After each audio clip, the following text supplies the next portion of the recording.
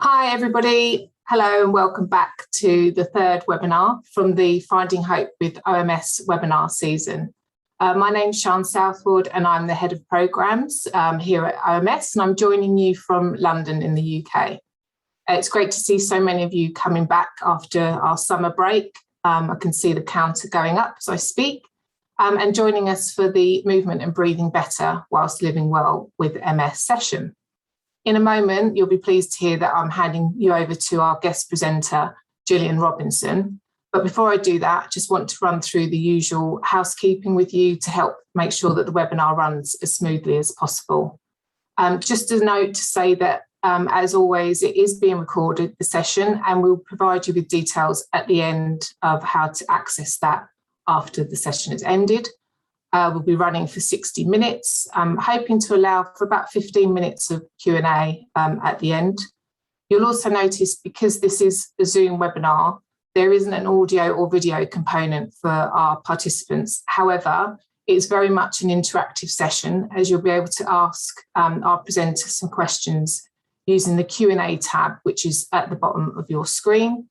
Or if somebody else has posted a question that you like, you can use the upvote button or the thumbs up, which is the thumbs up symbol next to it. Sophie, our digital engagement manager, will be collating your questions behind the scenes. So I'll be back after the presentation to put them to Gillian for her to answer some of those.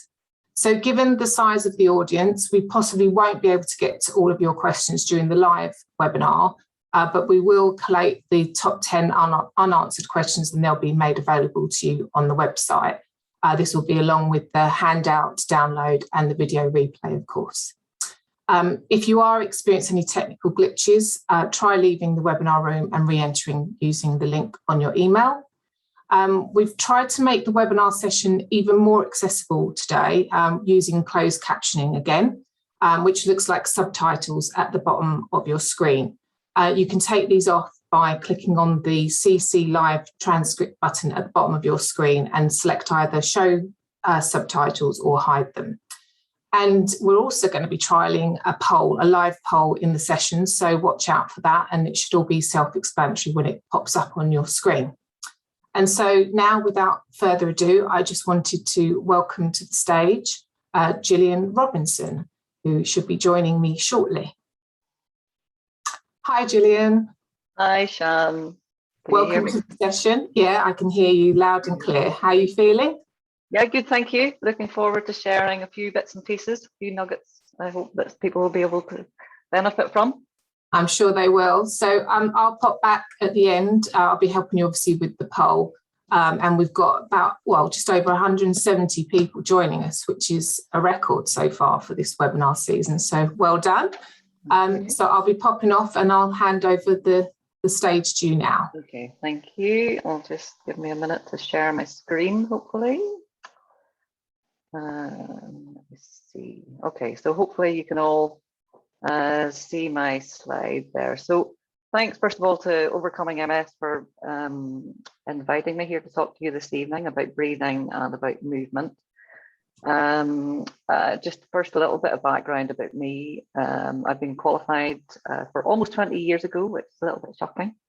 Gillian, sorry to interrupt, not to put you off, but we can see the slides with your notes if you go into your display settings. Let me go to display settings. I'll present with you. Okay. That's brilliant. Thanks. Perfect. Okay. Okay, good. So yes, so I qualified about almost 20 years ago.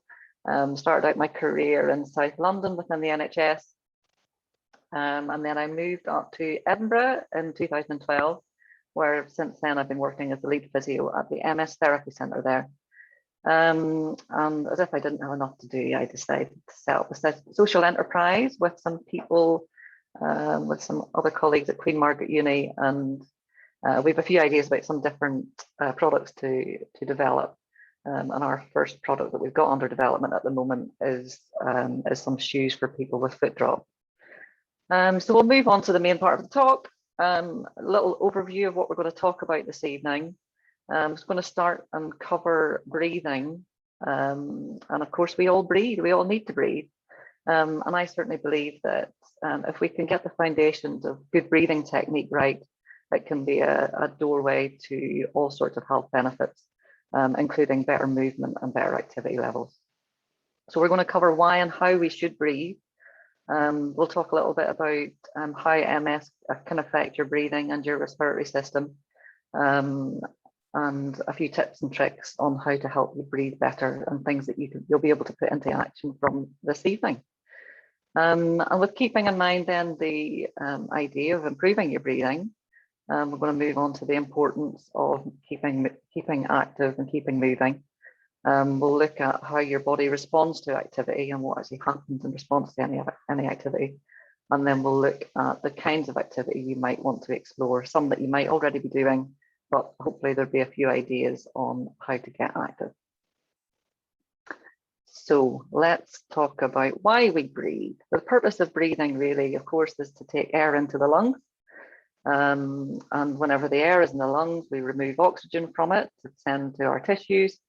And also for us to take carbon dioxide out of the blood vessels and disperse it out into the air again.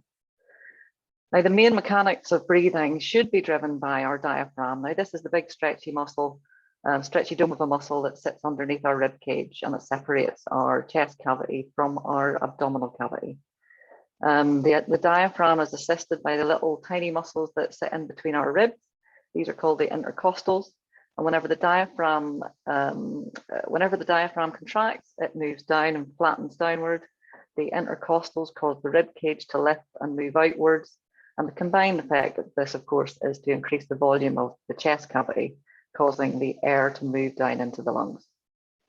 When the air's there, it does its magic, exchanges the carbon dioxide and the oxygen, and then the diaphragm and the intercostals relax again. This is quite a passive movement then, and the air moves out. So that's pretty much the basics of why and how we should breathe. So how does MS affect breathing? It's only really in fairly recent years that it's been demonstrated that the respiratory system can be affected really quite early on in MS. I think most of us are aware that it can be affected in the more advanced stages of MS. But certainly, it's logical really that we know that muscle strength and muscle can be affected by MS. The disease process itself, wherever your lesions are, they can cause muscle weakness in the muscles in the rest of our body. So it makes sense that it will cause muscle weakness in our respiratory system. Not only this primary weakness as a result of the MS itself, but if you're not using muscles by reduced levels of activity, you can develop secondary weakness or deconditioning, as we tend to refer to it as. I always talk to my clients whenever they come in to see me about it's very difficult to ascertain how much of your weakness is due to the MS itself or how much of it is due to just not using it as much as you previously did, and down to the deconditioning. So we've mentioned that the diaphragm and intercostals are the primary muscles of breathing. They're the ones that are most important or should be most important in your breathing activation. But if these become weak, some of the other associated muscles can be overloaded. Now, the associated muscles of breathing include the abdominals. These are particularly important in the more effortful and exertional breathing of increased activity levels, and particularly important as well in generating an effective cough. So if you have a chest infection, or if you breathe in a foreign body, or if you something that some of you might be familiar with is aspiration pneumonia. This is where food might, if your swallow's not effective enough, then the food may move down into your lungs rather than down into your esophagus and into your tummy. So if your abdominals aren't strong enough and your diaphragm's not helping your abdominals, you may not be able to cough effectively. And this will increase the risk of developing chest infections. Your facial muscles are also really important to assist with breathing. It's important to be able to keep your mouth closed. This maintains the pressure within your airways to allow the air to move effectively down into your lungs and into those little alveoli at the end of your airways. Your neck muscles as well. Now, these should not be active at restful breathing, but they can be involved in breathing, again, at the more sort of effortful end of breathing. It's also worth noting that your MS lesions can, of course, affect your respiratory center within your brain. So if you have a lesion on your respiratory center, this can affect your respiratory drive. You can speak to your consultant or your MS nurse, who should be able to tell you whether you have any lesions in this area. And of course, medications can always be a culprit for causing problems with all sorts of symptoms or presenting symptoms. So if you have any concerns that maybe your breathing might be affected by your MS, it's worth talking to your GP, your MS nurse, or your consultant about your medication. So how do we work out whether you have ineffective breathing or not, or if you have problems with your breathing? Although it's certainly possible for you to have respiratory problems early on in your condition, you may not display any obvious symptoms, but there are some other little signs and symptoms that you're not breathing effectively. It's also worth noting that throughout the general, wider, supposedly healthy population, there's a huge amount of breathing inadequacy evident there, and breathing pattern problems. So this is not just exclusive to people with MS. A common sign is increased fatigue. If you're not breathing in enough oxygen, your energy levels may be depleted. I talked about your neck, the neck muscles, and how if they're overactive, and if you see them tightening up around your neck, that can be a sign that you're not using your other muscles of respiration effectively. You might find that you need to take more regular breaths, particularly when you're talking. So taking little short breaths in, only maybe speaking a few words at a time before you need to take a breath, can be a clear sign. Reduced volume of your voice, that's another, can be another indicator. If you're not able to take enough air down past your vocal cords, then generating the volume on the way out can be difficult. Reduced cough strength, we talked about the importance of the abdominals. So if you're having difficulty coughing, that's a sign. Something called pursed lip breathing, which we often see in people with respiratory problems, where you keep your breathe through a little tightened mouth. And this is a cunning little tactic to maintain the pressure within your airways and keep them splintered open. As a symptom that is also common is tingling in your hands, feet, and sometimes in your face. You might notice that you sigh, sniff, or yawn more frequently. I mentioned chest infections as being an issue. An increase in dental problems, I'll refer to that a little bit later on. Cognition and memory problems also can be a sign. Headache, persistent or recurrent headaches. Dry mouth is something else that I'll talk about in a minute or two. And also ineffective breathing can also be associated with increased frequency of urination at night. Now, some of these symptoms you may associate with your MS already, but it's worth considering that if any of these have got worse, or if any of these are a significant problem, they could be improved by improving your breathing. Okay, so now to help you try and identify whether you have any of these issues or any problems with your breathing patterns, I want you to pay attention to your breathing.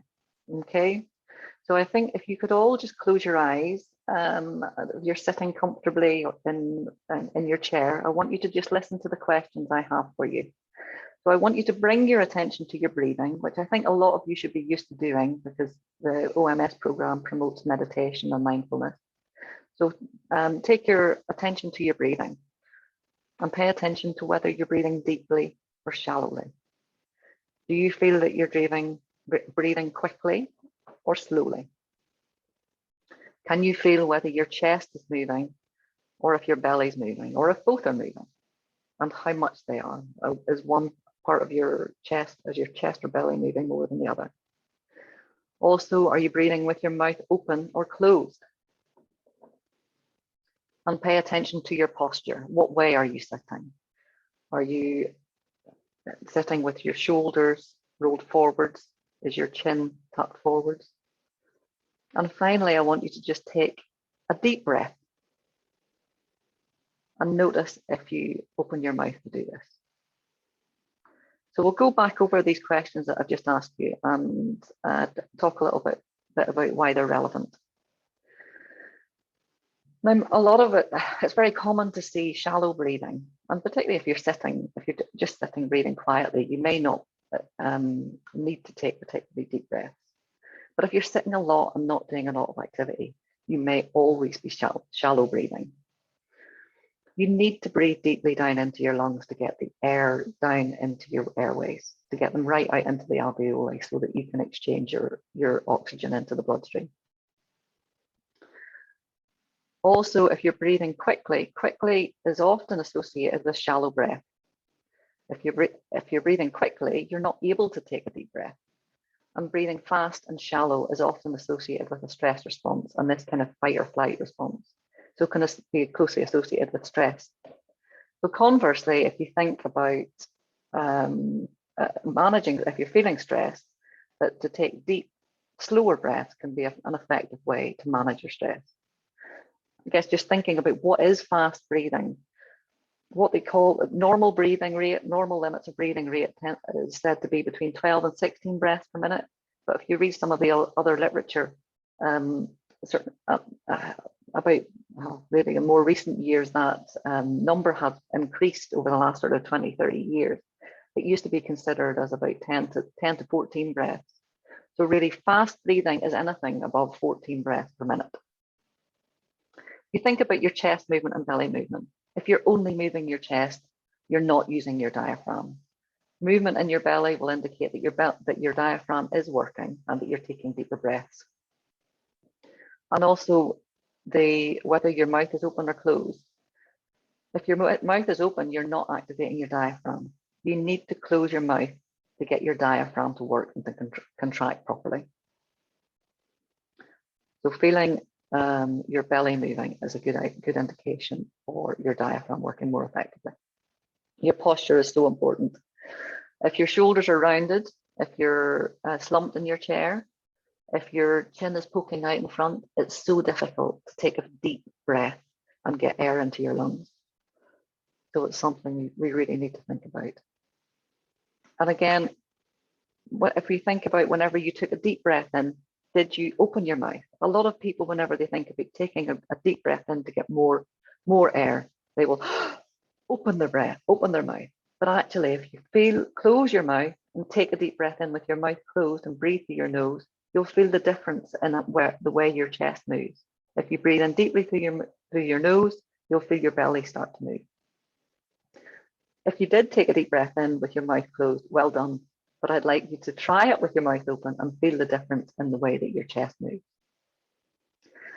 So now that you've got in touch with the way you breathe, I also would like you all to be able to test yourself.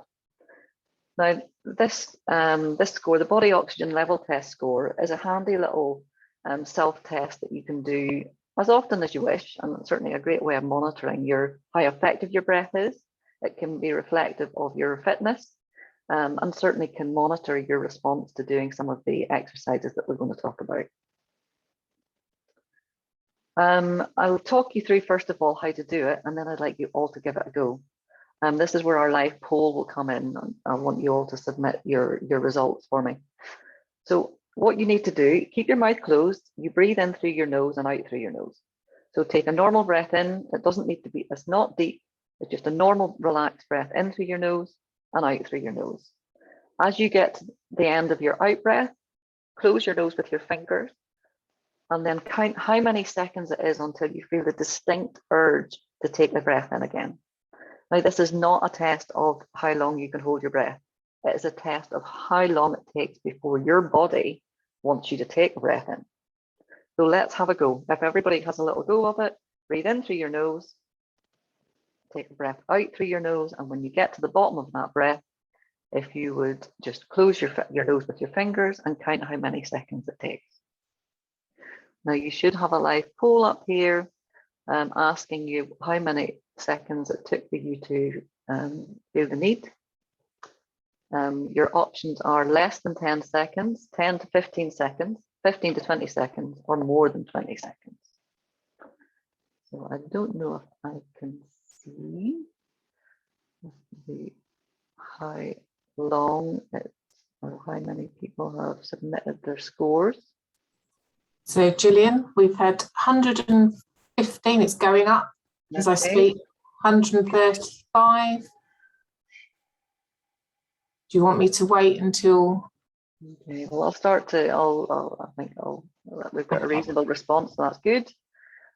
So the normal limits of the Bolt score are suggested to be between 20 and 25 seconds. Now, that might feel like a long time before, I don't know what the result, oh, here's the results in. So less than 10 seconds, we had 12%, 10 to 15, 33%, 15 to 20, 30%, and more than 20 seconds with 25%. So a quarter of you did pretty well with more than 20 seconds. Elite athletes will display a Bolt score of around 40 seconds. And that is a long time. But if you can hold your breath, or if you can resist the temptation, or well, if you don't feel the urge to breathe in for 20 seconds, then that's reasonably good. But that's 75% of you that have less than 20 seconds. So I think there's a little bit of work that we can do. And hopefully some of the exercises that we have will help you to improve on this. Okay.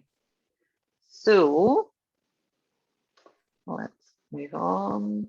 Okay, so we're going to move on to some tips and tricks, or a few exercises for you to work on.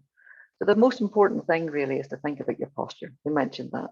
So make it, if you work on these exercises initially, sitting supported in a chair, or even if you're sitting on one of those kind of recliner chairs, have a check-in on your shoulders, make sure they're rolled back, that you're sitting nice and straight, and that your chin is tucked back. The next thing that's really important is to close your mouth. Nasal breathing is really important. We know that chronic mouth breathing can cause problems with your respiratory system and your lung function, and certainly impair the effectiveness of your breathing. You can get dental problems. By breathing through your mouth, you're losing 40% more moisture through breathing through your mouth than you do through breathing through your nose. So the acidity of the saliva in your mouth is increased by mouth breathing. Obviously, then you can become dehydrated if you're breathing through your mouth more habitually. And also, there's some evidence in literature that urinary frequency is more common in people who are breathing through their mouth. Sleep problems, of course, if you're breathing through your mouth, you're more likely to snore. People with sleep apnea, which some of you may already experience. So breathing through your nose, or breathing through your mouth, can cause all sorts of problems. So not only is mouth breathing not great, nose breathing, nasal breathing, has all sorts of benefits. Not only does breathing through your nose activate your diaphragm, but it also warms and filters and humidifies the air as it comes into your nose and down into the airways. Also, the nitric oxide is found in your nasal and produced within your nasal cavities. It's much higher concentration, therefore, in your nose, and certainly if you're breathing through your mouth, you don't generate nitric oxide the same. This is a really important gas. It's a natural sterilizer. So as you breathe in environmental air, if there are bacteria or viruses within the air, the nitric oxide kills those off before it enters into the lungs. This nitric oxide also stimulates the activity of the little cilia, the little hairs that line your airways, and these are really important for moving mucus out of your airways and any little particles that might move in through your nose or through your mouth. As well as that, the nitric oxide, as it moves down into the airways, when it gets right down into your lungs, it helps to facilitate the movement of oxygen across into the blood. So that's quite a lot of good reasons to breathe through your nose, I would say. And one of the best ways to increase the level of nitric oxide you have is by humming. So hum your favorite tunes a few times a day, and that will boost your nitric oxide levels and help all the benefits of it. So moving on to practice some little breathing exercises, something that's really useful to practice is breathing lightly. So if you, again, use this within your meditative practices that you maybe are already doing. If you bring your attention to your breath and feel the air moving in through your nose, the cold air moving in and warmer air coming out. As you focus in on that breath, try and make it as light and as quiet as possible. So slowing down the breath as it moves in and out, so light, slow breathing. Now this type of breathing doesn't have to be deep.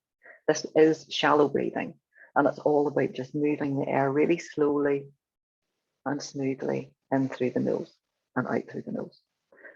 This is a little bit of a tactic as well to allow you to build up this carbon dioxide in your blood. And that also, it's a cunning little plan to encourage. So by building up carbon dioxide in your blood, it encourages your blood cells to release oxygen into your tissues. So by doing this, it helps to increase the amount of oxygen you get to your tissues.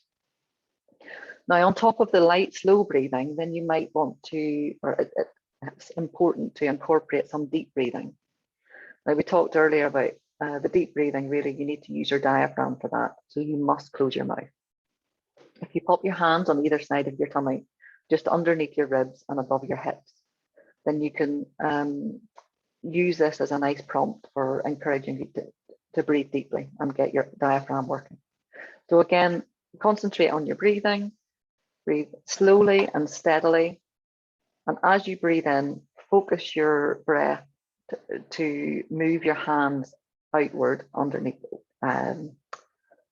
your rib cage. So as you breathe deeply, your hands should move outwards, and breathe down as deeply as you can. And you repeat this cycle several times to make sure you're using your diaphragm.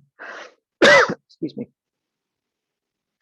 And as well as this deep breathing, you might also want to try holding your breath at the top and holding your breath at the bottom. Something called box breathing is really useful for this. Holding your breath, so breathing in maybe for 4 seconds, holding your breath for 4 seconds, breathing out for 4 seconds, and holding it out for 4 seconds. This is a really useful tactic to ensure that you're giving the air time to move into the ends of your airways, and to give your body time to exchange the oxygen into your blood and take your carbon dioxide out. Now, some of the evidence in the literature suggests that the muscles of the expiration, so the breathing out, the muscles of expiration that weaken first in MS. So it's important to incorporate some breathing activities that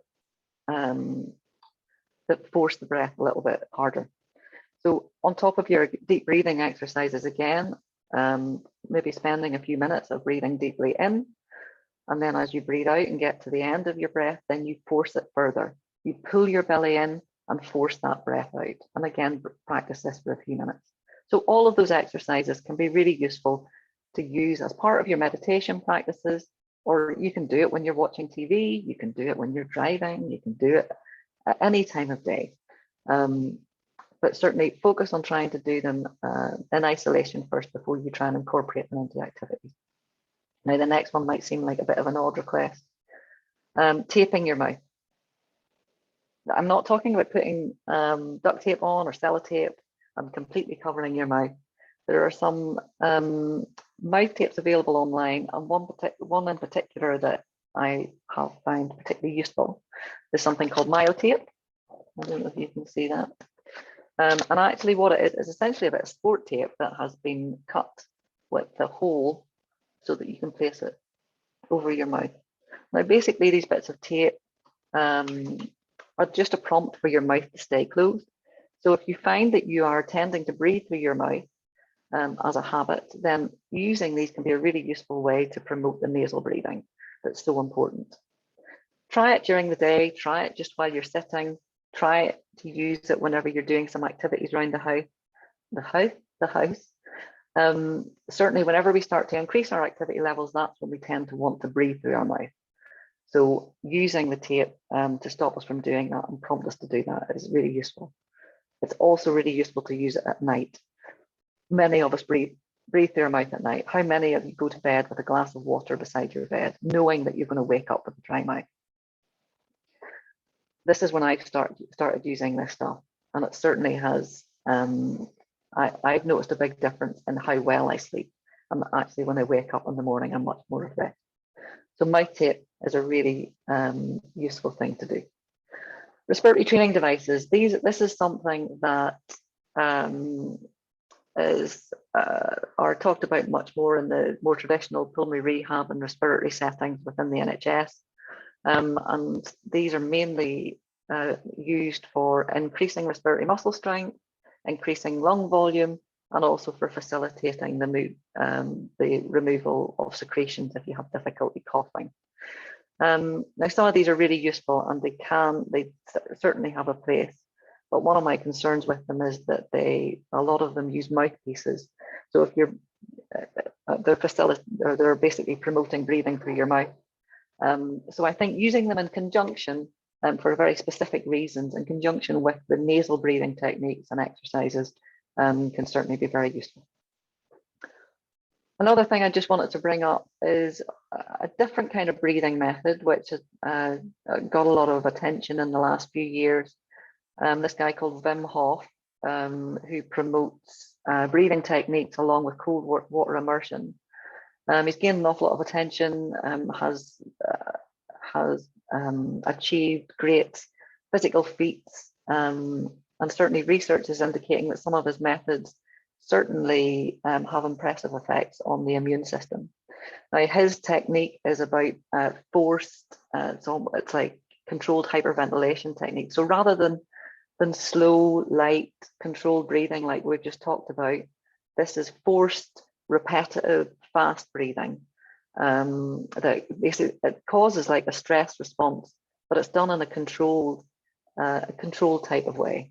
There's some interesting research coming out about this, but it's just a different approach. Some of you may have heard of it, and some of you may even be using it.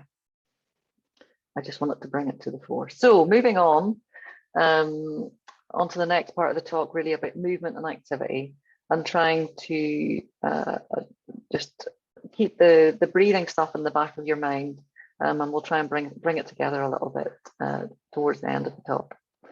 So the importance of staying active, it's really important for all of us to stay active, but certainly if you've got a long-term condition, potentially degenerate condition like MS, that's even more important. So the benefits that we get from staying active and keeping moving are things like keeping your joint range of movement and keep them well lubricated. Maintain the length of your muscles and can minimize the risk of you developing contractures and shortening of the muscles, which of course have implications to how you can move. Maintaining or building muscle strength, boosting your circulation. The muscles, of course, are responsible to a large extent for creating a pump of moving fluid, blood and lymphatic fluid around the body. Keeping your bladder and bile function optimized. the more inactive you become, the more sluggish your bile becomes. And certainly exercise also can help maintain your bladder function too. Pain management, if you're getting stiff and inactive, this can just make any pain issues worse. Keeping active and keeping moving and certain types of exercise can be really beneficial for managing your fatigue, relieving stress, and of course, controlling our weight. If we keep active when we're doing exercise and keeping moving, our sleep improves. And of course, we have social benefits. If you're doing activities with your family and friends, it can give you a sense of achievement and give you the social benefits and certainly contribute towards mental well-being. More medium to high impact types of activity are hugely beneficial to maintaining bone health and keeping them strong and healthy. Evidence also quite clear that your memory and cognition benefits from staying as active as possible. And of course, in relation to the earlier part of my talk, getting active stimulates your respiratory system and encourages better breathing patterns. So I also we've talked about more sort of superficial effects or the benefits of exercise, but I just want to draw your attention to some of the more physiological effects of activity, so how your body responds, and this might help to reinforce some of the benefits and the reasons why to keep active. So obviously when you get active, some of the initial effects are that your heart rate increases, trying to get blood around your body. Your breathing rate increases to try and get more oxygen in, but of course, as we know, that if your breathing patterns are not optimal, you may have suboptimal oxygenation. As you get more active, your sweat glands get active. You sweat, of course, to try and keep you cool. And as you demand more energy, these little guys called the mitochondria, which are within your cells, they get more active because these are the guys that produce all your energy. As you've been exercising for a little while or doing some activity, you then, after about 15 to 20 minutes, you start to release the feel-good hormones or feel-good neurotransmitters called serotonin and noradrenaline. A little bit after that, we start to release endorphins, which again are feel-good factors, but also are our natural painkillers. Literature also shows us that your immune system can get really activated by moderate levels of activity. And depending on the intensity and duration of the activity that you're doing, your immune system can be boosted by up to 400%, which is pretty phenomenal. But once you stop your activity, after about 3 hours, these levels of immune cells return back to normal levels. Now, the longer term effects, so if you're doing repetitive and regular activities, the more longer term effects, of course, will be increasing your stamina, your fitness, and your strength. Your muscle fibers will increase in size if you're overloading them, if you're doing strengthening type of activities. Your heart, of course, will get stronger because it's having to pump harder. It's a muscle the same way as all the rest of our muscles are. Your levels of high density lipoprotein increase, and your levels of low, so this is your good cholesterol versus bad cholesterol. So all of these aspects are the sort of longer term aspects of activity and exercise, of course, lower the risk of developing other health conditions like diabetes and cardiovascular disease. Repetitive and regular activities also will stimulate the development of new neural pathways. And referring back to mitochondria again, these little guys within your cells, if you keep demanding more energy from them, then they'll start to produce more mitochondria. So if you have more mitochondria produced within your cells, you're going to generate much more energy. And I think really this is a big benefit for fatigue management. So types of activity. We're talking about activity in relation to cardiovascular response. The two sort of main types that we tend to refer to are aerobic activity and anaerobic activity. Recommendations are to kind of have a combination and a variety of different types of activity. But really, the main thing is that you do some sort of activity. So your anaerobic activity is really a short, sharp, and high intensity increase in your heart rate. That's only for less than 2 minutes. So the high intensity interval training type of stuff that has become really popular in recent years is that's what this anaerobic type of activity is. Now we do a high intensity interval training class online with our clients at the centre, which has been really popular because the more sustained levels of activity for some people is definitely more challenging. Like getting your heart rate up, breathing rate up, there's all sorts of benefits to this. Now it helps you, it can help with your energy, certainly it seems to help with energy, helps the speed of activation, and certainly seems to be pretty good for strengthening. Aerobic activity is this longer duration activity with getting your heart rate up to a moderate level. Now, I guess you may wonder what moderate level of activity is. If you have a little look at this chart on the side, it's a useful way for you to self-monitor the level of activity you're doing. And it's a numeric rating scale of your perceived level of exertion. You don't need to worry about your heart rate, but you have an idea of how hard it is. 0 is doing nothing at all. So you're lying on the sofa watching TV, whatever. But you're putting a very low level of effort in. But your 10 out of 10 is maximum effort. You cannot put any more in. You're about to collapse on the floor. It's exhaustion. So a moderate level of activity is considered as more really around the 4 or 5 out of 10 level. You'll be starting to sweat. You'll be starting to breathe heavier, but you should still be able to manage a conversation. So the aerobic type of activity it should be this level of activity, maintaining a conversation around middle of the table. So the types of aerobic and anaerobic activity are obviously defined by your level of heart rate. And traditionally, of course, we think of things like walking, running, swimming, maybe rowing.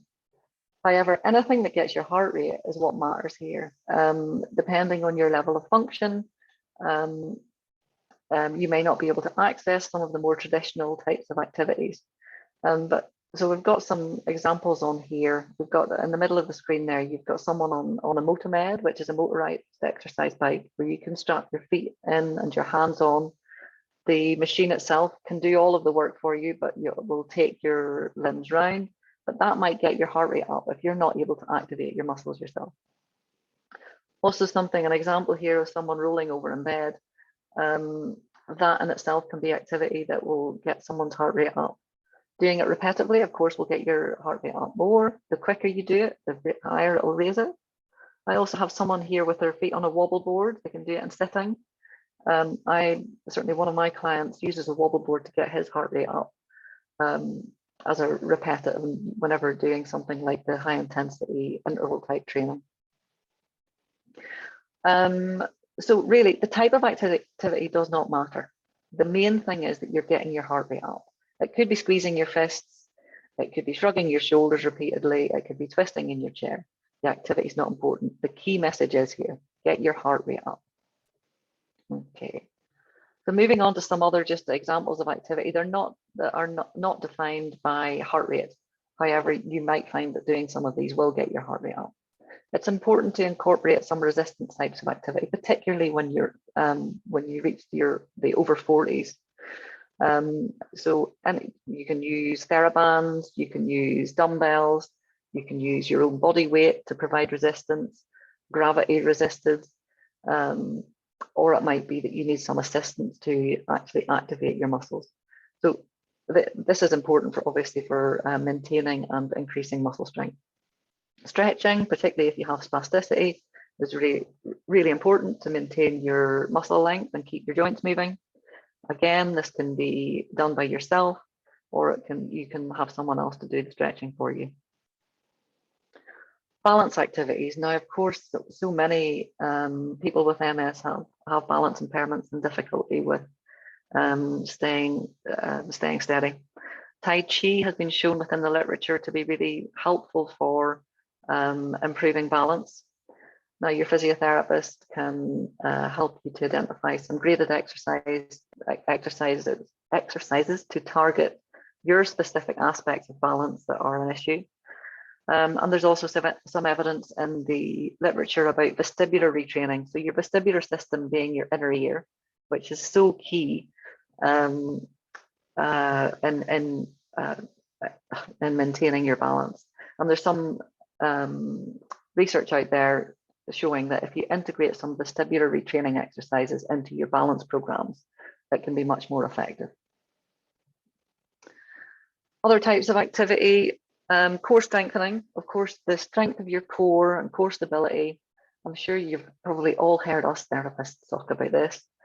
Your diaphragm not only is really important in your breathing, but actually it's a key muscle in maintaining your spinal stability. And also, when you activate your diaphragm, you activate your pelvic floor and you activate your abdominals. So using any of your breathing techniques, along with things like your Pilates and yoga, and doing gym ball activities and any other core strengthening types of activities is really important. Aquatherapy. This is another great type of combination approach to exercise. It combines strengthening, flexibility, gets your heart rate up, and also really useful for people who have got a significant amount of spasticity. The buoyancy of the water itself can help to release that. A few other things that are a little bit different. Vibration plate. I don't know how many people here maybe have used a vibration plate, but there's some research out there as well indicating that it can benefit. It can improve sensation. It can reduce spasms and spasticity. It can certainly improve in your walking endurance and walking performance. Something that I'm particularly keen on is this anti-gravity treadmill. Again, this is something I'd love to know if any of you guys have had experience with this. My dream machine for the clinic, for where I work. But basically it's a treadmill that has a big inflatable bubble that you put around you, and you can inflate it as much or as little as you want. And it's a great safe way to try and rehab and improve on your walking and possibly running if you're able to run. And lastly, ideas for activity. Virtual reality is starting to get a little bit of research and a little bit of attention using things like the Oculus system. I mean, our developments in technology are really exciting for helping to reinforce our rehab and can certainly help with things like balance or performance of specific activities. But aside from the virtual reality, if you don't have the technology, visualization and mental imagery can be really useful. Again, incorporating this into things like your mindfulness and meditative practices that you recommend within overcoming MS. There's quite a lot of research out there with mental imagery for sports performance and replaying performance within your mind to improve your performance and gain personal bests and optimize performance. But there's also some interesting little bits of research out there showing that through visualization activities alone, you can improve muscle strength. So if you struggle with activity and if you struggle getting your body moving, visualize activities that you might enjoy. The more detail that you can add into your mental imagery, the better, and the more likelihood of success. And finally, this is my final slide, just trying to bring together again your awareness of breathing. We've talked about how important breathing technique and exercising your respiratory muscles is. If your breathing's optimized, it'll most definitely have a knock-on effect onto your wider well-being and how well you can access activity. So remember, practice your breathing techniques that we've talked about earlier. Practice them in isolation. Get used to them. Get used to how it feels. And then as you get used to these breathing exercises, the light, slow, deep breathing, and remember your inspiratory holding at the top of your breath. Adding in some of these activities, adding in some of your breathing exercises into the activities that you might be doing. Even if you're just starting to do, thinking about when you're preparing dinner, keeping your mouth closed, breathing through your nose, incorporating it all. Notice your breathing responses during activity. So notice what your breathing patterns do. Do you start to get more shallow as you get more effortful? Do you start to breathe through your mouth? Be more mindful of how your breathing responds to activity. And gently challenge your boundaries. We don't improve unless we push the boundaries. So when you're doing your exercises, whenever you're doing any of the activities that you might do, push your limits a little bit more, whether it's just about pushing your breathing levels, whether it's about providing extra resistance, whatever it is about pushing your boundaries, do that. And monitor your progress. This is a great way to help stay motivated. Using something like the Bolt score, which can help you monitor the changes in your breathing effectiveness and your fitness levels, but also doing something like keeping a diary of your other symptoms. And if there are specific symptoms that you want to monitor, you can speak to your healthcare professionals about specific outcome measures that you can monitor. So that is the end of my talk, and thank you for listening. It's been a little bit of a whistle-stop tour of breathing and movement. I've tried to give you something that you can take home from tonight. So I'd like to just throw it over to you guys and see if there's any questions. I've probably gone way over, I think. Hi, Gillian. Sorry. Hi, thanks for that. I can safely say that my Bolt score was under 20. That's all I'm going to say. Okay. There's some work to do then, Jan. Definitely some work to do, but having sort of done the run through with you, I'm definitely more aware of breathing through my nose. So thank you for that. Do you want to just stop sharing the screen and then we'll sort of be side by side. So perfectly timed. We've got about 10 minutes left for some questions. They've been coming in thick and fast. Okay. But also to say to those that we don't get to today, we'll obviously capture those and get Gillian to give a response, and that'll be part of the follow-up. I don't know if anybody else, I think we've been lucky so far keeping the signal because there's torrential rain outside. So yeah, I'm seeing my picture keeps going a little bit. Yeah, so let's kick off with some questions, Gillian. The first one is, how do you correct mouth breathing? There's been quite a lot of questions come through around breathing. So first of all, bringing your attention to it and practicing your nasal breathing and sitting, but also using these things like these mouth tapes. You don't need to buy these special mouth tapes. You can get just something like a little bit of microphone and put it across your mouth. And that just gives you a prompt. It's not going to stop you from being able to open your mouth if so not to feel that it's going to be panicky, but to put something, it just reminds you to keep your mouth closed.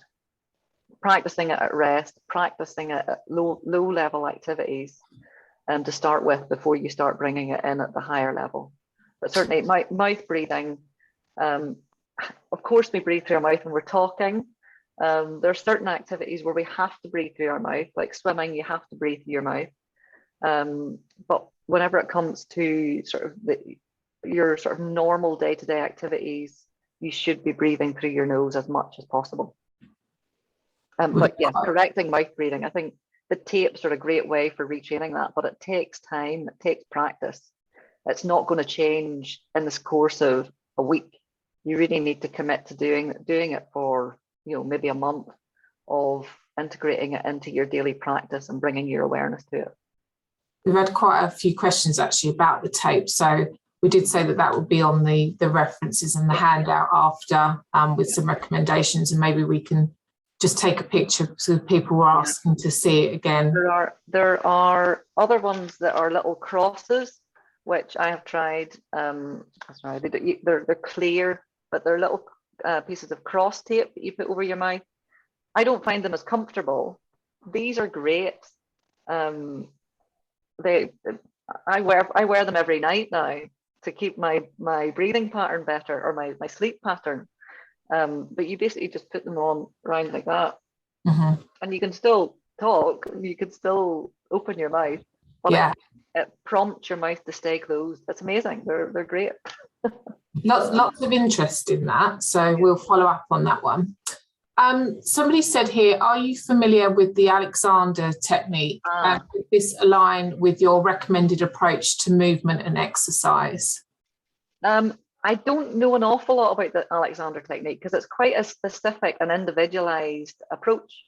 But certainly, I mean, it requires individual training and assessment. So you would have an Alexander technique practitioner that would assess your movement, your movement patterns, your body position, and analyze where your impairments and muscle imbalances are, and retrain things from a very specific point of view. Now, I know that they incorporate breathing techniques within their recommendations, but I don't know specifically what types of breathing techniques they recommend, and whether nasal breathing is part of that. But any incorporation of bringing your attention and your awareness to how you move and how your body responds to particular activities, has got to be good. Okay, thank you. Would you know if any particular MS medications may have a more adverse effect on breathing compared to others? Let me think now. I mean, yeah. I guess some of the more the muscle relaxants. So something like your baclofen, tizanidine, and dantrolene. Those are your kind of key muscle relaxants that are used, because obviously if they're impairing, when you take them orally, they're having a global effect on your muscle activity. So they will create a global effect of weakness in the way that they relax your muscles. So they can have a suppressant effect on your breathing. Okay. You've also got some of the sedatives. So any breathing or sleeping tablets that you might take, they will have a sedative effect as well on your breathing and may suppress your respiratory drive. So they're not necessarily MS specific drugs, but certainly symptom management drugs. So if you have any concerns about the medications you're on, and if you're demonstrating, particularly if you think you're mouth breathing at night, if you're waking up with a dry mouth in the middle of the night, if you feel that if you're snoring, if you've got sleep apnea, have a discussion with your MS nurse or your consultant about the medications and whether they're likely to have a suppressant effect on your respiratory system. Okay, some good advice there, thank you. Just with that, any tips on ensuring that you breathe through your nose at night? So following on from that. The only way you can ensure you breathe through your nose at night is by the tape. As soon as you're asleep, you have no control over whether you're breathing through your nose or not. Okay, back to the tape again. Yeah, good so. How do we improve symptoms of numbness in the feet that are affecting movement and balance, especially when wearing even safe footwear? Okay, so I mean, this one kind of you kind of need a more thorough assessment of why you've got numbness. So whether, of course, it can be as a result of your MS. There's a great, actually, I'll add it to the reference list. Actually, there's an article. It's one of my friends who did a nice piece of research looking at foot massage and stimulation and improving and sensation, and actually even just from a mental well-being point of view. I'll add it to the reference list. But things like to improve sensation, things like lots of massage, using different textures, hot cold baths as well for so anything that's sensory stimulation. I mentioned the vibroplate earlier, so the vibration type and if you don't have access to a vibroplate, you get an electric toothbrush, use that and to stimulate the soles of the feet. So lots of sensory stimulation really for improving sensation. There was actually a specific question around the vibration plate saying, are there any exercises you would recommend when using that? Any specific ones? It depends on your level of function, really. I mean, standing on it is a great way of just pepping up your nervous system. It's a more effective way of a more efficient way of strengthening, it seems.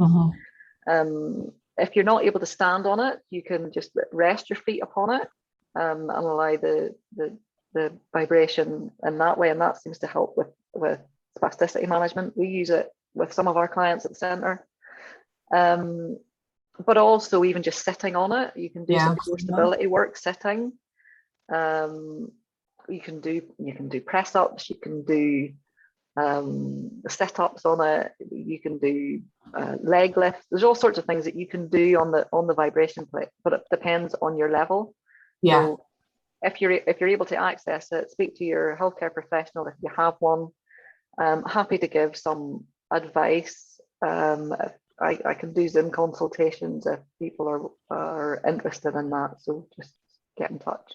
Yeah, and we'll have all your contact details on that reference list, won't we, with a handout? Yeah. Okay, a couple more, just aware of time. Does exercise, cardio in particular, reduce inflammation? I don't think there's necessarily any indication of, well, it depends on what kind of inflammation you're talking about. If you're talking about acute inflammation due to an injury, if you've got a knee injury, doing exercise on that knee will increase the inflammation. But if you're talking about inflammation in terms of immune inflammation, in terms of MS inflammation, there is research now suggesting that exercise, a regular exercise, can have an effect on your immune system, and it has a neuroprotective risk. It can have a neuroprotective effect as well. But certainly it can reduce, it can suppress the immune response in the longer term in a positive way. Although I mentioned earlier that your immune activity initially increases whenever you're doing the activity, but once you stop the exercise, you're within 3 hours, your immune cells go back to normal levels. I think I mentioned that. But it depends on what type of inflammation you're talking about. Okay. Maybe confuse the issue even more. Or maybe who posted that, maybe they want to drop a follow-up one to the webinar email box. Yeah. Okay, I'm gonna just pick one more here. Okay, quite specific. What exercises would you recommend for women going through the perimenopause who have MS? No,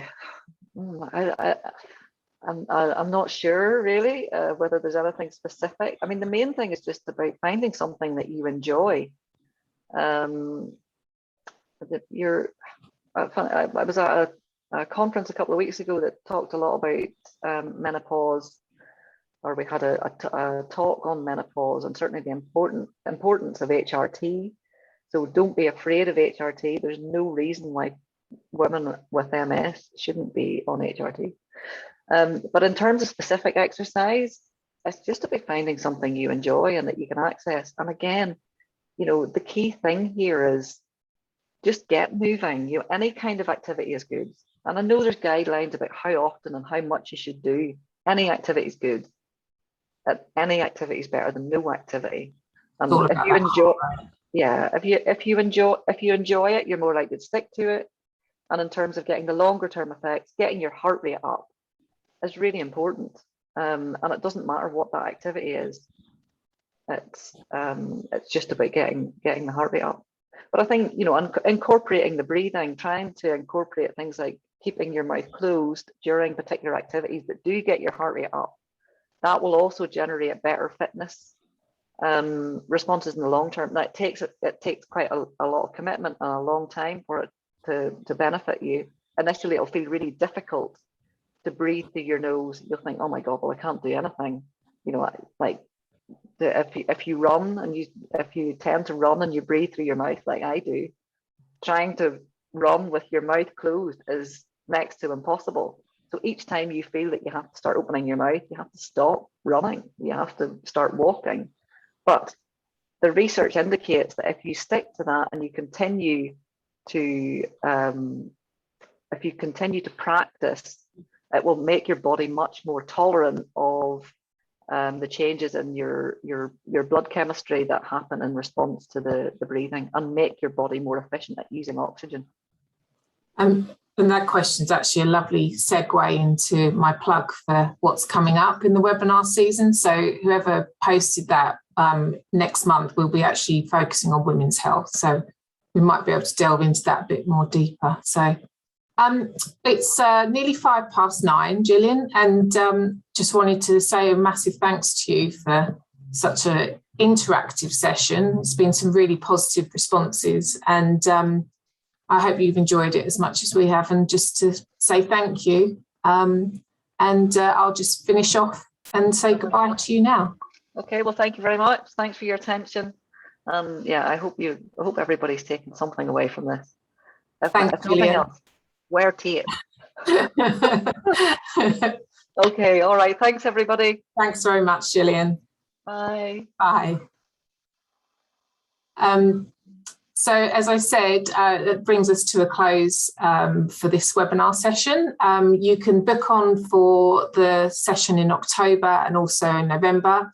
If you go onto our website, you'll also get sent a specific email with a link to book onto those. But the next one is on women's health. And then in November, we're going to be looking at diet, a practical guide.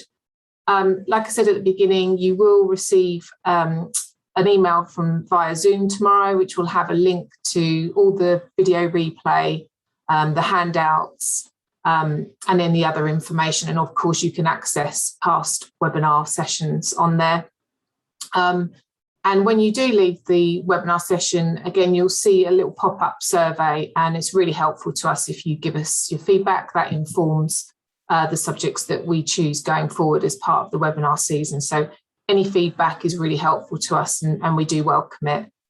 So I really hope that you enjoyed this session tonight, and wish you well and see you soon. Thanks very much.